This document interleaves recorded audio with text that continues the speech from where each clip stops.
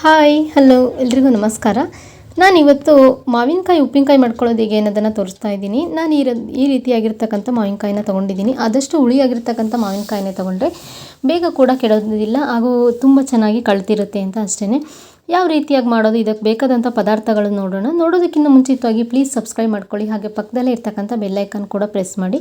ನಾನಿಲ್ಲಿ 2 ಟೇಬಲ್ ಸ್ಪೂನ್ನಷ್ಟು ಸಾಸಿವೆಯನ್ನು ತೊಗೊಂಡಿದ್ದೀನಿ, ಹಾಗೆ 1 ಟೇಬಲ್ ಸ್ಪೂನ್ನಷ್ಟು ಮೆಂತ್ಯಕಾಳು. ಇದಿಷ್ಟನ್ನು ಕೂಡ ಹಾಗೆ ನಾನು ಇಲ್ಲೊಂದು ಕುಟಣಿಯಲ್ಲಿ ಸೇರಿಸ್ಬಿಟ್ಟು ಕುಟ್ಕೋತಾ ಇದ್ದೀನಿ. ಹುರಿತಾ ಇಲ್ಲ, ಹಾಗೆ ಹಸಿದನ್ನೇ ಸೇರಿಸ್ಕೋತಾ ಇರ್ತಕ್ಕಂಥದ್ದು. ಈ ರೀತಿಯಾಗಿ ನಾನು ಮಾವಿನಕಾಯಿಗಳನ್ನು ಈ ರೀತಿಯಾಗಿ ಕಟ್ ಮಾಡ್ಕೊಂಡು ತೊಗೊಂಡಿರ್ತಕ್ಕಂಥದ್ದು.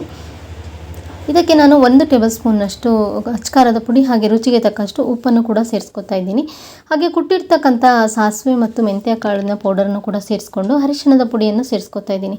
ಆದಷ್ಟು ಎಣ್ಣೆಯನ್ನು ಜಾಸ್ತಿನೇ ಸೇರಿಸ್ಕೋಬೇಕಾಗತ್ತೆ. ನಾನು ಇಲ್ಲಿ 1 ಕಪ್ನಷ್ಟು ಆಯಿಲ್ನ ಸೇರಿಸಿದ್ದೀನಿ. ಇದಕ್ಕೆ ಸಾಸಿವೆ ಹಾಗೂ ಒಣಮೆಣಸಿಕಾಯಿ, ಬೆಳ್ಳುಳ್ಳಿಯನ್ನು ಜಜ್ಕೊಂಡು ಸೇರಿಸ್ಕೊಂಡಿದ್ದೀನಿ. ಹಾಗೆ ಸ್ವಲ್ಪ ಕರ್ಬೇವಿನ ಸೊಪ್ಪು, ಇದಿಷ್ಟನ್ನು ಕೂಡ ಸೇರಿಸ್ಬಿಟ್ಟು ಒಂದು ಸಲ ಚೆನ್ನಾಗಿ ಮಿಕ್ಸ್ ಮಾಡ್ಕೋಬೇಕು. ಸ್ವಲ್ಪ ಹಿಂಗನ್ನು ಕೂಡ ಸೇರಿಸ್ಕೊಳ್ಳಿ.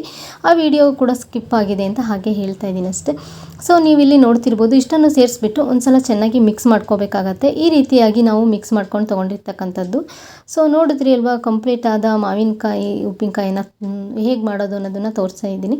ಆಲ್ರೆಡಿ ಒಂದು ವಿಡಿಯೋನು ಕೂಡ ತೋರಿಸಿದ್ದೀನಿ, ಅದನ್ನು ಕೂಡ ಒಂದು ಸಲ ಚೆಕ್ ಮಾಡಿ ನೋಡಿ ಯಾವ ರೀತಿಯಾಗಿ ಬಂತು ಅಂತ. ನೀವು ಒಂದು ಸಲ ಟ್ರೈ ಮಾಡಿ ಕಮೆಂಟ್ ಮೂಲಕ ತಿಳಿಸಿ ಯಾವ ರೀತಿಯಾಗಿ ಬಂದಿದೆ ಅಂತ. ಹಾಗೆ ನಾನು ಮಾಡೋ ವಿಡಿಯೋ ನಿಮಗೆ ಇಷ್ಟ ಆದರೆ ಪ್ಲೀಸ್ ಒಂದು ಲೈಕ್ ಮಾಡಿ, ನಿಮ್ಮ ಫ್ರೆಂಡ್ಸ್ ಫ್ಯಾಮಿಲಿ ಮೆಂಬರ್ಸ್ಗೆಲ್ಲ ಶೇರ್ ಮಾಡಿ. ನೀವು ಟ್ರೈ ಮಾಡಿ ಕಮೆಂಟ್ ಮೂಲಕ ತಿಳಿಸಿ. ಹಾಗೆ